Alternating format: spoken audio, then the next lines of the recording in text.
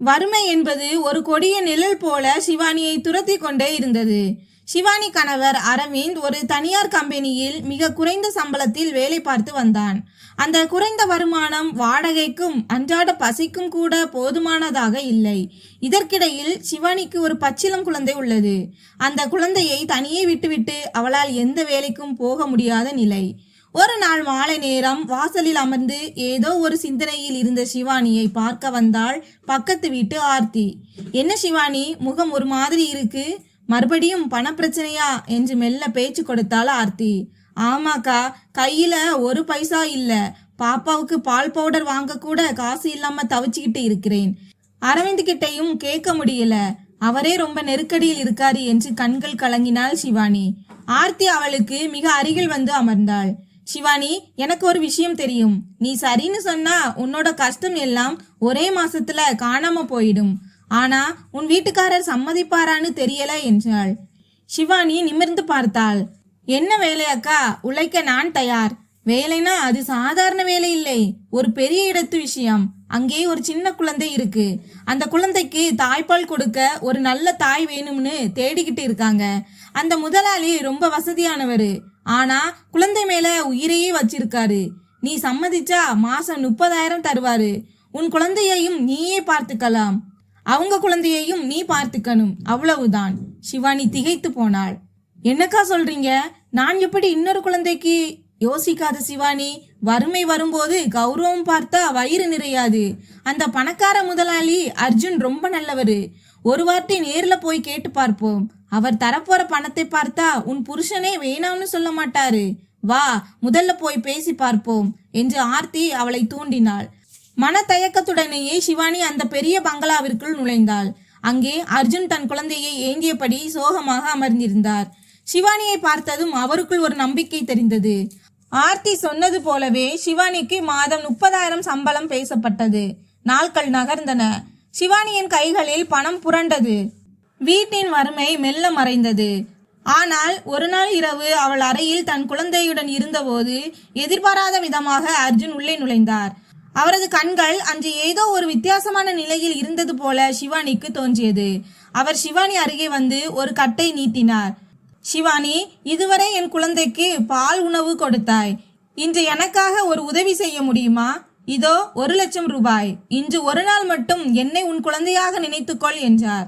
திடுக்கிட்டு போன சிவானி தன் கையில் இருந்த அந்த 1,00,000 ரூபாயையும் தன் குடும்பத்தின் வறுமையையும் ஒரு நிமிடம் யோசித்தாள். அந்த நிமிடம் அறையின் விளக்குகள் அணைக்கப்பட்டன. ஆர்த்தியின் வார்த்தைகள் சிவானியின் காதுகளில் ஒலித்து கொண்டே இருந்தன. உன் குழந்தைக்கு நல்ல சாப்பாடு கிடைக்கும், உன் வறுமை தீரும் என்ற அந்த ஒற்றை வரி அவளை தூங்க விடவில்லை. மறுநாள் காலை தன் மெலிந்த குழந்தையை தூக்கி கொண்டு ஆர்த்தியுடன் அந்த பெரிய பங்களாவிற்கு சென்றாள் சிவானி. வாசலிலேயே பிரம்மாண்டம் மிரட்டியது. கார் நிறுத்தப்பட்டிருந்த விதம், பளிங்கு தரைகள் என அனைத்தும் அந்த வீட்டின் செல்வ செழிப்பை பறைசாற்றின. உள்ளே நுழைந்த சிவானிக்கு ஒரு நிமிடம் மூச்சு முட்டியது. தாய் பாசம் இல்லாத தாய். வரவேற்பறையில் அந்த வீட்டின் எஜமானி கயல்விழி சோஃபாவில் கால் மேல் கால் போட்டு அமர்ந்திருந்தாள். அவள் முகத்தில் ஒரு விதமான அகங்காரம் தெரிந்தது. அங்கே ஒரு வேலைக்காரி அழுது கொண்டிருந்த குழந்தைக்கு பால் பாட்டிலை வாயில் திணிக்க முயன்று கொண்டிருந்தாள். ஆனால் அந்த குழந்தை எதற்கும் அடங்காமல் வீறிட்டு அழுது கொண்டிருந்தது. கயல்விழி சிவானியை உச்சி முதல் உள்ளங்கால் வரை ஒருவித அருவருப்போடு பார்த்தாள். என்ன ஆர்த்தி, இவளைத்தான் கூட்டிட்டு வந்தாயா என்று அலட்சியமாக கேட்டாள். பின்பு சிவானியை பார்த்து, உன் முதலாளிக்கு என்ன பைத்தியம் பிடிச்சிருக்குன்னு தெரியல. இந்த காலத்துல எல்லாரும் டப்பா பால் கொடுத்துதான் குழந்தையை வளர்க்குறாங்க. ஆனா இவருக்கு மட்டும் ஏதோ பழைய காலத்து எண்ணம். என் உடம்பை கெடுத்துக்க முடியாதுன்னு நான் சொல்லிட்டேன். அதான் உன்னை மாதிரி ஒரு ஆளை தேடிக்கிட்டு இருக்காரு என்றாள் கயல்விழி. சிவானி அதிர்ந்து போனாள். தன் குழந்தையை பற்றி கவலைப்படாமல் தன் அழகை பற்றி பேசும் ஒரு தாயை அவள் அதுவரை பார்த்ததில்லை. எனக்கு ஷாப்பிங் போக நேரமாச்சு, டிரைவரை வண்டி எடுக்க சொல்லு என்று வேலைக்காரியிடம் கத்தினாள் கயல்விழி. பின் சிவானியிடம் திரும்பி, இதோ பாரு, உன் முதலாளி உள்ள ரூம்ல இருக்காரு, அவர்கிட்டயே பேசி சம்பளத்தை முடிவு பண்ணிக்கோ, எனக்கு இதில் எந்த சம்பந்தமும் இல்லை என்று கூறிவிட்டு தன் கைப்பையை எடுத்துக்கொண்டு விறுவிறுவென வெளியேறினாள். சிவானி அந்த இடத்தை மௌனமாக பார்த்தாள். ஒரு தாயின் மடியில் இருக்க வேண்டிய குழந்தை இங்கே ஒரு அந்நிய பெண்ணின் கையில் அழுது தவித்து கொண்டிருந்தது. பணம் இருந்தால் மட்டுமே போதாது, பாசம் இருக்க வேண்டும் என்று அவளுக்கு தோன்றியது. அப்போது அந்த அறையின் கதவு திறக்கப்பட்டது. உள்ளே இருந்து கம்பீரமான தோற்றத்துடன் அர்ஜுன் வெளியே வந்தார். அவர் கண்களில் தன் குழந்தையை பற்றிய கவலை அப்பட்டமாக தெரிந்தது. சிவானியை பார்த்ததும் அவர் முகம் சற்று மலர்ந்தது. நீங்க தான் சிவானியா? ஆர்த்தி உங்களை பத்தி சொன்னாங்க. என் குழந்தைக்கு ஒரு தாயின் அன்பு தேவைப்படுது. உங்களால அதை செய்ய முடியுமா? நீங்கள் கேட்கிறதை விட அதிகமாகவே நான் பணம் தர தயார் என்றார் உருக்கமாக. சிவானி தன் கையில் இருந்த குழந்தையை ஒருமுறை பார்த்தாள். பின்பு அழுது கொண்டிருந்த அந்த குழந்தையை பார்த்தாள். வறுமையின் பிடியில் இருந்த அவளுக்கு அந்த நிமிடம் அந்த வேலை ஒரு பெரும் வரப்பிரசாதமாக தெரிந்தது. ஆனால் இதற்கு அவள் கணவன் அரவிந்த் சம்மதிப்பானா என்ற அச்சம் அவள் மனதை அரித்தது. பணக்கார எஜமானி கயல்விழி அலட்சியமாக வெளியேறுவதை கண்ட சிவானிக்கு பெருமூச்சுதான் வந்தது. பெற்ற பிள்ளையை தன் கையோடு அணைக்க வேண்டிய வயதில் அதை ஒரு வேலைக்காரியிடம் தள்ளிவிட்டு போக எப்படிதான் இவர்களுக்கு மனசு வருகிறதோ என்று நினைத்து கொண்டாள். சிவானிக்கு சத்தான உணவு கிடைக்காததால் அவளும் அவளது குழந்தையும் மெலிந்து போயிருந்தார்கள். ஆனால் இங்கே எல்லாவற்றிற்கும் வசதி இருந்தும் அந்த குழந்தைக்கு தாய் அன்பு கிடைக்கவில்லை. அப்போது அர்ஜுன் மெல்ல அறைக்குள் நுழைந்தார். ஆர்த்தி அவரை பார்த்து மரியாதையுடன் எழுந்து நின்றாள். அர்ஜுன் சிவானியை ஏறிட்டு பார்த்தார். வறுமையின் ரேகைகள் அவள் முகத்தில் படர்ந்திருந்தன. அவளது கையில் இருந்த குழந்தையோ எலும்பும் தோலுமாக இருந்தது. அவர் ஆர்த்தியை பார்த்து மெல்லிய குரலில் கேட்டார், ஆர்த்தி, இவங்களையா கூட்டிட்டு வந்தீங்க? இவங்களே ரொம்ப பலவீனமா இருக்காங்க. இவங்களுக்கு முதல்ல சத்தான சாப்பாடு தேவைப்படுது. இவங்களால எப்படி என் குழந்தையை ஆரோக்கியமா வளர்க்க முடியும்? அவர் கேட்டது நியாயமான கேள்விதான். என்றாலும் அந்த வார்த்தைகள் சிவானியின் தன்மானத்தை சுட்டெரித்தன. ஒரு தாயின் தகுதியை அவளது உடல் எடையை வைத்து எடை போடுவதை கண்டு அவளுக்குள் ஒரு வேகம் பிறந்தது. தன்னையும் அறியாமல் சிவானி தைரியமாக பேச தொடங்கினாள். ஐயா, நீங்கள் சொல்றது சரிதான்.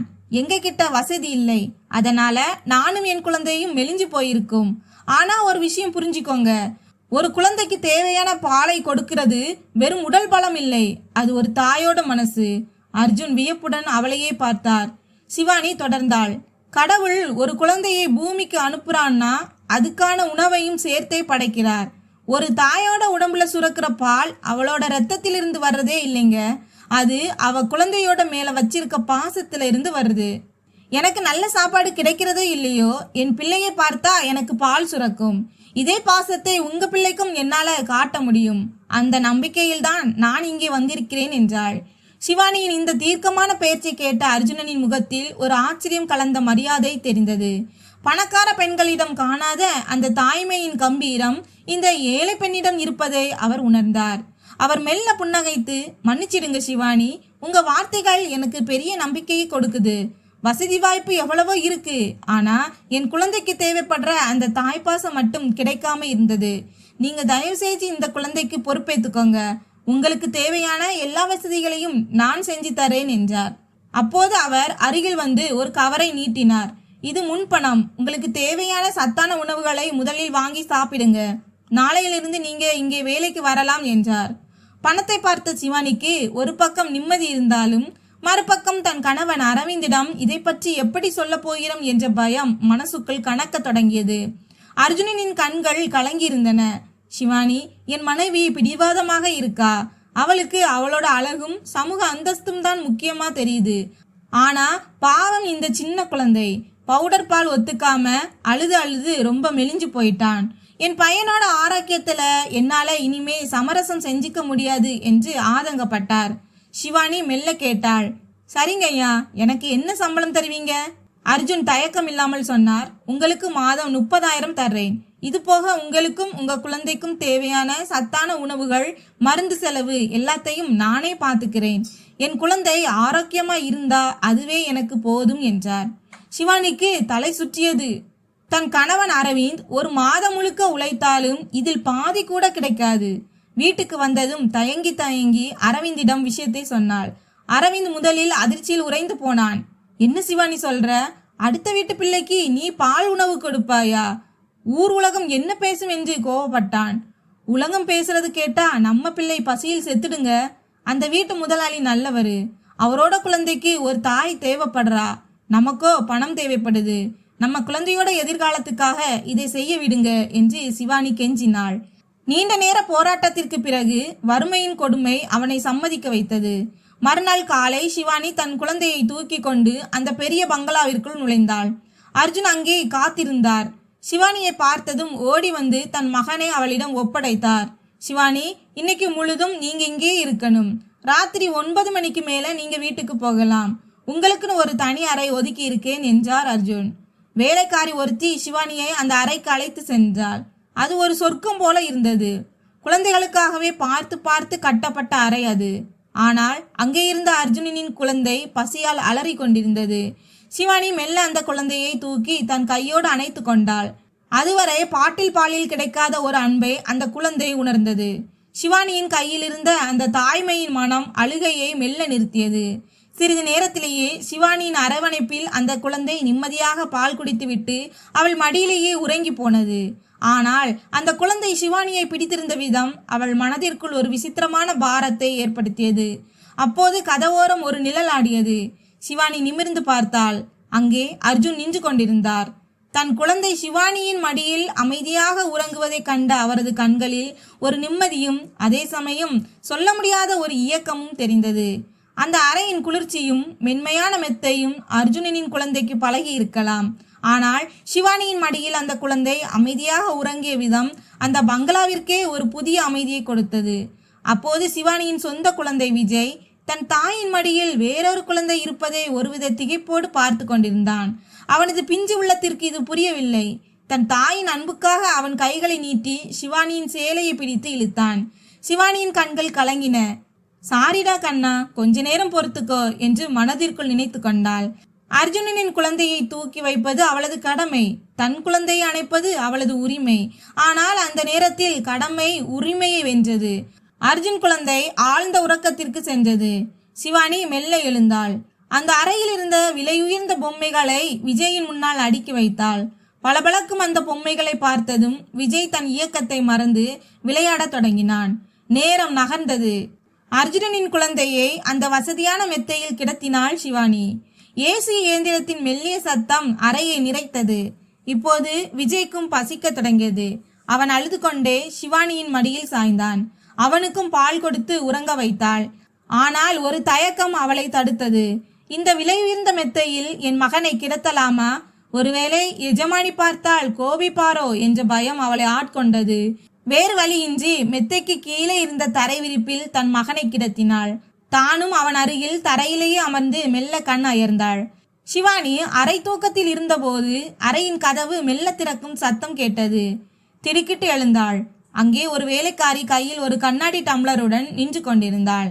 அதில் ஆவி பறக்கும் பால் இருந்தது. அந்த வேலைக்காரி பாலை சிவானியிடம் நீட்டினாள். சிவானி ஆச்சரியத்துடன் அவளை பார்த்தாள். இது எதுக்கு என்று தயக்கத்துடன் கேட்டாள். அந்த வேலைக்காரி மெல்லிய குரலில் சொன்னாள், இதை முதலாளி கொடுக்க சொன்னாரு சிவானி. நீங்க 2 குழந்தைக்கு பால் கொடுக்க வேண்டி இருக்கு. உங்க உடம்புல சத்து இருந்தா தானே அவங்க ஆரோக்கியமாக இருக்க முடியும். இதை குடிங்க என்றாள். சிவானி அந்த பால் கிளாஸை வாங்கினாள். அந்த பாலில் இருந்த சூட்டை விட அர்ஜுன் காட்டிய அந்த அக்கறை அவளுக்கு பெரிய ஆறுதலாக இருந்தது. ஆனால் அதே சமயம் அந்த வேலைக்காரி சொன்ன அடுத்த வார்த்தை அவளை அதிர வைத்தது. சிவானி, கவனமாக இருங்க. முதலாளிக்கு குழந்தை மேல எவ்வளவு பாசமோ அதே அளவுக்கு அவர் ரொம்ப கண்டிப்பானவர். எப்போ என்ன நினைப்பாருன்னு சொல்ல முடியாது என்று சொல்லிவிட்டு அவள் நகர்ந்தாள். வேலைக்காரி நீட்டிய அந்த பால் கிளாஸை சிவானி வாங்கினாள். இதை நீங்க குடிக்கணும் சிவானி. இன்னும் கொஞ்ச நேரத்துல முதலாளி பழங்கள் கொண்டு வர சொல்லி இருக்காரு. அதையும் நீங்க தான் சாப்பிடணும்னு கட்டளை என்றாள் அந்த பெண். சிவானி திகைத்து போனாள். இவ்வளவு பழங்களா? என்னால் எப்படி சாப்பிட முடியும்? வேலைக்காரி சிரித்து கொண்டே சொன்னாள், முதலாளியோட கண்டிப்பான உத்தரவு இது. நீங்க நல்லா சாப்பிட்டு சத்தா இருந்தா தான் அவரோட குழந்தையும் ஆரோக்கியமா வளருமாம். அதனால மறக்காம சாப்பிடுங்க. சிவானி அந்த பாலை மெல்ல பருகினாள். சரியாக ஓராண்டு ஆகிறது அவள் ஒரு முழு டம்ளர் பாலை குடித்து. வறுமையின் பிடியில் இருந்தபோது 2 சொட்டு பாலில் அதிக தண்ணீரை கலந்து 1 தேக்கரண்டி சர்க்கரை போட்டு பேருக்கு ஒரு தேநீராக குடித்து பசியாறிய நாட்கள் அவள் கண்ணெதிரே நிழலாடின. இன்று ஒரு அந்நிய பெண்ணின் குழந்தைக்கு பால் கொடுப்பதற்காக இவ்வளவு உயர்தரமான உணவு அவளுக்கு கிடைக்கிறது. காலம் மனிதனை எப்படியெல்லாம் மாற்றுகிறது. ஒருவேளை ரொட்டிக்காக இயங்கிய எனக்கு இன்று உலகமே காலடியில் கிடப்பது போல இருக்கிறது. ஆனால் இதற்கு காரணமாக இருப்பது இன்னொரு தாயின் கடமையை நான் செய்வதுதான் என்று நினைத்தபோது அவளது கண்கள் தானாக கசிந்தன. அடுத்த 4 நாட்களிலேயே சிவானியின் தோற்றத்தில் நல்ல மாற்றம் தெரிந்தது. சத்தான உணவுகளால் அவள் முகம் பொலிவு பெற்றது. விஜயும் அந்த பங்களாவின் சூழலில் கொஞ்சம் கொஞ்சமாக பழகி இருந்தான். ஆனால் சிவானி ஒரு விஷயத்தை நுட்பமாக கவனித்தாள். ஒவ்வொரு முறையும் அவள் அர்ஜுனனின் குழந்தையை தூக்கி கொண்டு அறைக்குள் நுழையும் போது சில நிமிடங்களிலேயே அர்ஜுன் ஏதாவது ஒரு காரணத்தை சொல்லி அறைக்குள் வருவார். குழந்தை தூங்கிவிட்டானா, பால் குடிச்சானா என்று விசாரிப்பார். ஆனால் அவர் கேட்கும் கேள்விகளுக்கும் அவர் பார்க்கும் பார்வைக்கும் சம்பந்தமே இல்லாதது போல் சிவானிக்கு தோன்றியது.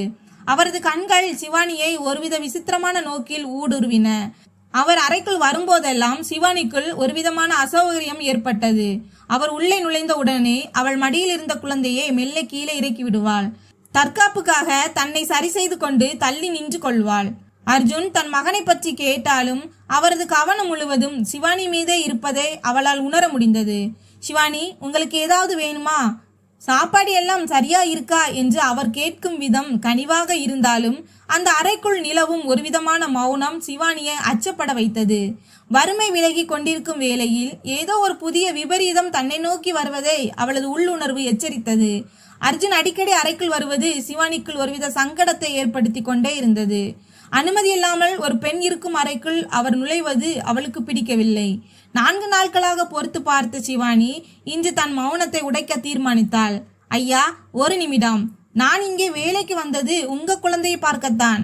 ஆனால் நீங்க அடிக்கடி அனுமதி இல்லாம இந்த அறைக்குள்ள வரது எனக்கு சரியா படல. தயவு செய்து இதை தவிர்த்திடுங்க என்று உறுதியாக கூறினாள். சிவானியின் பேச்சை கேட்ட அர்ஜுனனின் முகத்தில் கோபக்கோடுகள் தெரிந்தன.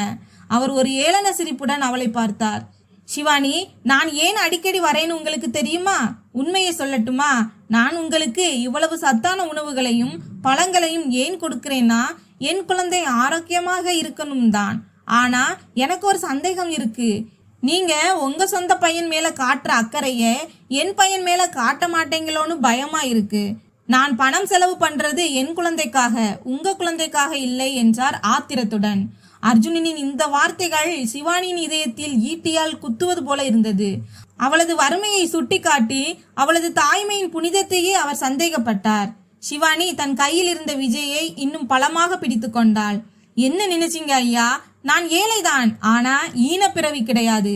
நான் சாப்பிடுற ஒவ்வொரு பருக்கை சோறும் உங்க பணத்திலிருந்து வருதுன்னு எனக்கு தெரியும். செஞ்ச நஞ்சியை மறக்கிறவன் நான் இல்லை. ஒரு தாயால எப்படி ஒரு குழந்தையை பசியார விட்டுவிட்டு இன்னொரு குழந்தைக்கு மட்டும் வாரி வழங்க முடியும் நினைக்கிறீங்க? அவள் கண்கள் சிவந்தன. உங்களுக்கு என் மேல நம்பிக்கை இல்லைன்னா உங்க பணமும் எனக்கு வேண்டாம், இந்த வேலையும் எனக்கு வேண்டாம். உங்க பணத்தை வச்சுக்கிட்டு வேற யாரையாவது தேடிக்கோங்க என்று ஆவேசமாக சொன்னாள். அர்ஜுன் அதிர்ச்சியில் உறைந்து நின்றார். ஒரு ஏழை பெண் தான் தரும் இவ்வளவு பெரிய தொகையை தூக்கி எறிவாள் என்று அவர் எதிர்பார்க்கவில்லை. சிவானி, நில்லுங்க, நான் கோபத்துல பேசிட்டேன் என்று அவர் பின்னால் இருந்து குரல் கொடுத்தார்.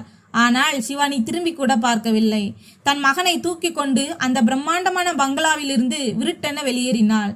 அவள் நடந்த வேகம் அவளது கோபத்தையும் தன்மானத்தையும் பறைசாற்றியது. வீட்டுக்கு திரும்பும் வழியில் அவளுக்கு ஒரே ஒரு விஷயம்தான் ஓடிக்கொண்டிருந்தது. பசி வந்தாலும் பரவாயில்லை, ஆனால் ஒரு தாயின் உண்மையான பாசத்தை சந்தேகப்படும் இடத்தில் ஒரு நிமிடம் கூட இருக்கக்கூடாது. வீட்டு வாசலில் நின்றபோது மீண்டும் வறுமை அவளை வரவேற்றது. ஆனால் அவள் மனதில் ஒரு விதமான நிம்மதி இருந்தது. அர்ஜுனனின் பங்களாவிலிருந்து சிவானி வெளியேறிய போது அவளது உள்ளத்தில் தன்மானம் கலஞ்சு கொண்டிருந்தது. என் வறுமையை பகடக்காயாக வைத்து என் தாய்மையையே அவர் சந்தேகப்பட்டு விட்டாரே என்ற கோபம் அவளை ஆட்கொண்டது. ஆனால் அந்த இரவு அவளது வாழ்க்கையின் அஸ்திவாரத்தையே உழுக்கப் போகிறது என்று அவளுக்கு தெரிந்திருக்கவில்லை. இரவு மணி 12. வேலைக்கு சென்ற அரவிந்த் இன்னும் வீடு திரும்பவில்லை. சிவானி வாசலுக்கும் உள்ளுக்குள்ளுமாக தவிப்புடன் நடந்து கொண்டிருந்தாள். அப்போது அவளது பழைய கைபேசி அலறியது. எதிர்முனையில் பேசிய குரல் அவளது உலகத்தையே இருட்டாக்கியது. அரவிந்திற்கு விபத்து, சீக்கிரம் மருத்துவமனைக்கு வாருங்கள் என்று. சிவானி பதறி அடித்துக்கொண்டு மருத்துவமனைக்கு ஓடினாள். ஆனால் அங்கே அவளுக்காக காத்திருந்தது ஒரு சடலம் மட்டுமே. இரத்த வெள்ளத்தில் கிடந்த தன் கணவனின் முகத்தை பார்த்ததும் சிவானி அங்கேயே மயங்கி விழுந்தாள். யாரை நம்பி இந்த துணிச்சலோடு வேலையை விட்டு வந்தேனோ அவரே என்னை விட்டு போய்விட்டாரே என்று அவள் நெஞ்சு வெடிக்க அழுதாள். மறுநாள் காலை அரவிந்தின் இறுதி சடங்குகள் முடிந்தன. சிவானி வீடு உறவினர்களாலும் அக்கம் பக்கத்தினராலும் நிறைந்திருந்தது. ஒவ்வொருவரும் அவளை பார்த்து பரிதாபப்பட்டார்கள். இவ்வளவு இளம் வயதில் கணவனை இழந்துவிட்டு இந்த பச்சிளம் குழந்தையை வைத்துக்கொண்டு இவள் என்ன செய்ய போகிறாள் என்ற முணுமுணுப்புகள் அவளது காதுகளில் ஈயத்தை காய்ச்சி ஊத்துவது போல இருந்தது. தன் தந்தை இறந்துவிட்டான் என்பது கூட தெரியாமல் சிவானியின் மடியில் விஜய் அமைதியாக விளையாடி கொண்டிருந்தான். அதை பார்ப்பவர்களின் கண்களை குளமாக்கியது. அந்த ஒரு இரவு சிவானிக்கு 1000 ஆண்டுகளைப் போல நீண்டு கொண்டே இருந்தது. மறுநாள் காலை அந்த சிறிய சந்திற்குள் ஒரு விலையுயர்ந்த கார் மெதுவாக நுழைந்தது. தெருவில் விளையாடி கொண்டிருந்த சிறுவர்கள் அந்த காரின் பின்னால் ஓடி வந்தார்கள். சிவானியின் வீட்டு வாசலில் கார் நின்றது. அனைவரது பார்வையும் வாசலை நோக்கி திரும்பியது. காரிலிருந்து இறங்கியது அர்ஜுன். அதிர்ச்சியில் உறைந்து நின்றாள் சிவானி. அர்ஜுன் மெல்ல வீட்டிற்குள் நுழைந்தார். அங்கிருந்த கூட்டத்தையும் சிவானியின் கோலத்தையும் பார்த்தபோதே அவருக்கு விஷயம் புரிந்துவிட்டது. அவர் எவர் பேச்சையும் காதில் வாங்காமல் நேராக சிவானியிடம் வந்தார். சிவானியால் பேச முடியவில்லை. கணவனை இழந்த துக்கமும் நேற்றைய கோபமும் அவளை மௌனமாக்கியது. அர்ஜுன் அவளது நிலையை பார்த்து ஒரு நிமிடம் மௌனமாக நின்றார். சிவானி, நடந்ததை எல்லாம் கேள்விப்பட்டேன். நேற்று நான் உன்னிடம் அப்படி பேசியிருக்க கூடாது. உன் கணவரின் மறைவு ஈடு செய்ய முடியாதது. ஆனால் இந்த நிலையில் நீயும் உன் குழந்தையும் அனாதையாக இருப்பதை என்னால் பார்த்து கொண்டு சும்மா இருக்க முடியாது என்றார் மிக தாழ்ந்த குரலில். சிவானி நிமிர்ந்து பார்த்தாள். அவரது கண்களில் நேற்றிருந்த அந்த அதிகாரமோ சந்தேகமோ இல்லை. மாறாக ஒரு விதமான குற்ற உணர்வும் அதையும் தாண்டிய ஒரு மர்மமான அக்கறையும் தெரிந்தது. இனி உன் வாழ்க்கை என்னாகும் என்று நீ கவலைப்படாதே. இப்போதே என்னுடன் வா. என் வீடு உனக்கும் உன் மகனுக்கும் எப்போதும் திறந்திருக்கும் என்று அவர் சொன்னபோது அங்கிருந்தவர்கள் அனைவரும் ஒருவரை ஒருவர் பார்த்து கொண்டனர். வறுமை, துக்கம், எதிர்காலத்தை பற்றிய பயம், இவற்றுக்கிடையே சிவானி ஒரு முடிவெடுக்க வேண்டிய கட்டாயத்தில் நின்றாள். அரவிந்தின் மறைவு சிவானியின் வாழ்க்கையில் ஒரு பெரிய சூனியத்தை ஏற்படுத்தியிருந்தது. கணவனை இழந்த துக்கம் ஒருபுறம், கையில் காசில்லாமல் தீர்ந்து போன ரேஷன் பொருட்கள் மறுபுறம் என அவள் திண்டாடினாள். அந்த நேரத்தில் அர்ஜுன் நேரில் வந்து அவளிடம் காட்டிய அந்த திடீர் பரிவு அவளுக்கு ஒரு நிமிடம் திகைப்பை ஏற்படுத்தியது. சிவானி, என் பையன் நீ போனதிலிருந்து அழுதுகிட்டே இருக்கான். அவனுக்கு உன் மடியோட அன்பு பழகிடுச்சு. நான் பேசினது தப்புதான். ஒரு பெத்த தாயே அவனை தவிக்க விட்டுட்டு போனப்போ வேறு ஒரு தாய் மட்டும் அவனை எப்படி பார்த்துப்பான்னு ஒரு சின்ன பயம் எனக்குள்ள வந்துடுச்சு. என்னை மன்னிச்சிடு என்று அர்ஜுன் உருக்கமாக கேட்டார். அவர் சிவானியின் கையில் கொஞ்சம் பணத்தை கொடுத்துவிட்டு சென்றார். அவர் சென்ற பிறகு சிவானிக்கு பலமுறை அந்த வீட்டு வேலைக்காரியிடம் இருந்து போன் வந்தது. சிவானி, குழந்தை பாவம், பசியாலும் அழுகையாலும் ரொம்ப இழைச்சி போயிட்டான். உன்னை கண்டா மட்டும்தான் அவன் அமைதியாகிறான். சீக்கிரம் வா என்று அவள் கெஞ்சினாள். அவள் தன் கையில் இருந்த விஜயை பார்த்தாள். சிவானி, ஒரு தாயாக என்னால் இன்னொரு குழந்தையை தவிக்க விட முடியாது என்று அவளது உள்ளுணர்வு சொன்னது. உடனே அர்ஜுனுக்கு தகவல் கொடுத்தாள். அவர் அனுப்பிய கார் சிவானி வீட்டு வாசலில் வந்து நின்றது. மீண்டும் அந்த பங்களாவிற்குள் சிவானி நுழைந்தாள். அவள் கலைந்து போய் கணவனை இழந்த கோலத்தில் இருந்த போதிலும் அர்ஜுனின் குழந்தையை தூக்கிய மாத்திரத்தில் அது அழுகையை நிறுத்தியது. சிவானியின் கழுத்தை பிடித்து கொண்டு அவளது முகத்தை பார்த்து சிரித்தது அந்த பிஞ்சு. அந்த சிரிப்பு சிவானி மனபாரத்தை ஒரு நொடி குறைத்தது. அர்ஜுன் அந்த நிகழ்வை பார்த்து நெகிழ்ந்து போனார். சில நாட்கள் கழித்து அவர் சிவானி அருகே வந்து மெல்ல பேச தொடங்கினார். சிவானி, இப்ப உனக்குன்னு யாரும் இல்லை. அந்த சின்ன வீட்டில் தனியாக கஷ்டப்படுறதை விட இங்கே தங்குறது தான் நல்லதுன்னு எனக்கு தோணுது. உனக்காக பின்னாடி இருக்கிற அவுட் ஹவுஸை காலி பண்ணி தர்றேன். அங்கே நீ உன் மகனோட வசதியாக இருக்கலாம். உனக்கும் ஒரு பாதுகாப்பு, என் பையனுக்கும் உன் அன்பு கிடைக்கும் என்றார். சிவானிக்கும் அந்த யோசனை தவறாக தோன்றவில்லை. ஒரு கைமண்ணாக தனிமையில் வாழ்வதை விட தெரிந்த இடத்தில் வேலையும் பாதுகாப்பும் கிடைப்பது அவளுக்கு அவசியமாக இருந்தது. நாட்கள் செல்ல செல்ல அர்ஜுனனின் நடத்தையில் பெரிய மாற்றம் தெரிந்தது. ஆரம்பத்தில் இருந்த அந்த அதிகாரமோ சந்தேகமோ இப்போது அவரிடம் இல்லை. தன் மகனுக்கு எதையெல்லாம் வாங்குகிறாரோ அதையெல்லாம் சிவானியின் மகன் விஜய்க்கும் வாங்கி தந்தார். 2 குழந்தைகளையும் அவர் பாரபட்சம் பார்க்காமல் கவனித்து கொண்டது சிவானிக்கு ஒரு பெரிய ஆச்சரியத்தை தந்தது. வறுமையின் பிடியிலிருந்து தப்பித்த நிம்மதி ஒருபுறம் இருந்தாலும் ஒரு அந்நிய மனிதனின் இவ்வளவு பெரிய அன்பு அவளுக்குள் ஒரு மெல்லிய நடுக்கத்தையும் ஏற்படுத்தியது. இது வெறும் அனிதாபிமானமா அல்லது இதன் பின்னால் வேறு ஏதேனும் இருக்கிறதா என்ற கேள்வி அவள் ஆழ்மனதில் ஒரு நிழலாக தங்கியிருந்தது. நாட்கள் நகர நகர அந்த பங்களாவிற்கும் சிவானிக்கும் இடையிலான பிணைப்பு ஆழமானது. அர்ஜுனனின் மனைவி கயல்விழி பெயருக்கு மட்டுமே அந்த வீட்டின் எஜமானியாக இருந்தாள். அவளது உலகம் பார்ட்டிகளிலும் வெளிநாட்டு பயணங்களிலும் ஷாப்பிங்களுமே கழிந்தது. தன் குழந்தை எப்படி இருக்கிறது என்று ஒருமுறை கூட அவள் எட்டி பார்ப்பதில்லை. ஆனால் சிவானி தன் கணவன் அரவிந்தின் நினைவுகளில் வாடினாள். விஜய் தன் தந்தையை தேடி அழும்போதெல்லாம் அவளது இதயம் இரத்த கண்ணீர் வடித்தது. ஒரு நாள் இரவு அர்ஜுனனின் மகனுக்கு அதிகமாக காய்ச்சல் அடித்தது. சிவானி தன் அறைக்கு செல்ல தயாரான போது அர்ஜுன் தடுத்தார். சிவானி, இன்னைக்கு என் பையன் பக்கத்திலேயே இரு. அவன் உன் அன்பில் மட்டும்தான் நிம்மதியா தூங்குகிறான் என்றார். பாதி இரவில் பசியால் குழந்தை அழத் தொடங்க சிவானி அவனை தூக்கி அவளுடைய உணவை கொடுத்து கொண்டிருந்தாள். அந்த அமைதியான நேரத்தில் கதவு திறக்கும் சத்தம் கேட்டு சிவானி திடுக்கிட்டாள். அர்ஜுன் உள்ளே நுழைந்தார். பதற்றத்தில் அவள் குழந்தையை தள்ளி வைக்க முயன்றபோது அவர் அமைதியாக ஒரு நாற்காலியை இழுத்து போட்டு அவள் முன்னால் அமர்ந்தார். சிவானி, நான் சொல்றதை கொஞ்சம் கவனிச்சு கேளு என்றார் அர்ஜுன்.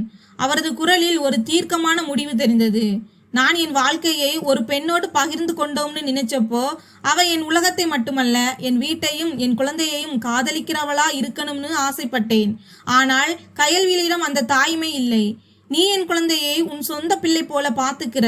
என் பையனும் உன்னை தாயா ஏத்துக்கிட்டான். உனக்கும் இப்பவும் யாரும் இல்லை. நீ என்னை திருமணம் செஞ்சுக்க முடியுமா? என் குழந்தைக்கு நீயே நிரந்தர தாயா இருக்கணும்னு நான் விரும்புகிறேன் என்றார். அர்ஜுன் சொன்னதை கேட்டு சிவானி அதிர்ச்சியில் உறைந்தாள். ஐயா, என்ன சொல்றீங்க? என் கணவர் இறந்தே சில நாட்கள் தான் ஆகுது. அவரோட நினைவுகள் இன்னும் என் மனசை விட்டு போகல. என்னால் எப்படி இன்னொருத்தரை என்று சொல்லிவிட்டு அவள் அழத் தொடங்கினாள். உன் முடிவை நான் மதிக்கிறேன் சிவானி. ஆனா உன் மகனோட எதிர்காலத்தை யோசிச்சுப்பார். அவனுக்கு ஒரு அப்பாவோட நிழலும் அந்தஸ்தும் இங்கு கிடைக்கும் என்றார் அர்ஜுன். சிவானி தன் மகன் விஜயை பார்த்தாள். ஒரு ஏழை தாயின் மகனாக வளர்வதை விட சகல வசதிகளும் அதிகாரமும் கொண்ட ஒரு இடத்தில் அவன் வளர்வது அவனது எதிர்காலத்திற்கு நல்லது என்று அவளது அறிவு சொன்னது. தன் மகனுக்காகவும் தன்னை தாயாகவே நினைக்கும் அர்ஜுனனின் குழந்தைக்காகவும் சிவானி ஒரு பாரமான முடிவை எடுத்தாள். சரிங்கய்யா, என் மகனுக்காக நான் சம்மதிக்கிறேன் என்றாள். மெல்லிய குரலில் சிவானி சம்மதித்த அடுத்த நிமிடம் அர்ஜுன் அதிரடியாக செயல்பட்டார். பொறுப்பற்ற மனைவியான கயல்விழிக்கு விவாகரத்து நோட்டீஸ் அனுப்பினார். அவள் அலறினாள், சத்தமிட்டாள். ஆனால் அர்ஜுன் உறுதியாக இருந்தார். அவளிடம் இருந்த வங்கி அட்டைகளையும் சொத்துகளையும் பறிமுதல் செய்தார். ஆடம்பரமே வாழ்க்கை என்று இருந்த கயல்விழி ஒரு நொடியில் அனைத்தையும் இழந்து தெருவிற்கு வந்தாள். அர்ஜுன் சிவானி திருமணம் மிக எளிமையாக நடந்தது. ஆரம்பத்தில் சிவானிக்குள் ஒருவித அச்சமும் குற்ற உணர்வும் இருந்தன. ஆனால் திருமணத்திற்கு பிறகு அர்ஜுன் காட்டிய அன்பும் விஜயை அவர் தன் சொந்த மகன் போல தூக்கி சுமந்த விதமும் அவளை நெகிழ வைத்தது. அர்ஜுனனின் மகனுக்கு ஒரு தாயின் பாசமும் சிவானியின் மகனுக்கு ஒரு தந்தையின் அரவணைப்பும் கிடைத்தன. மூடி கிடந்த தன் வாழ்வின் கதவுகளை இறைவன் ஒரு நொடியில் திறந்துவிட்டதை எண்ணி சிவானி கண்ணீர் மல்க நன்றி கூறினாள். வறுமையின் பிடியிலிருந்து மீண்டு அன்பின் நிழலில் அவளது புதிய வாழ்க்கை இனிதே தொடங்கியது. நண்பர்களே, கதை பிடித்திருந்தால் வீடியோவை லைக் செய்யுங்கள். இது போன்ற கதைகளை தொடர்ச்சியாக கேட்க எங்கள் சேனலை சப்ஸ்கிரைப் பண்ணுங்கள். நன்றி.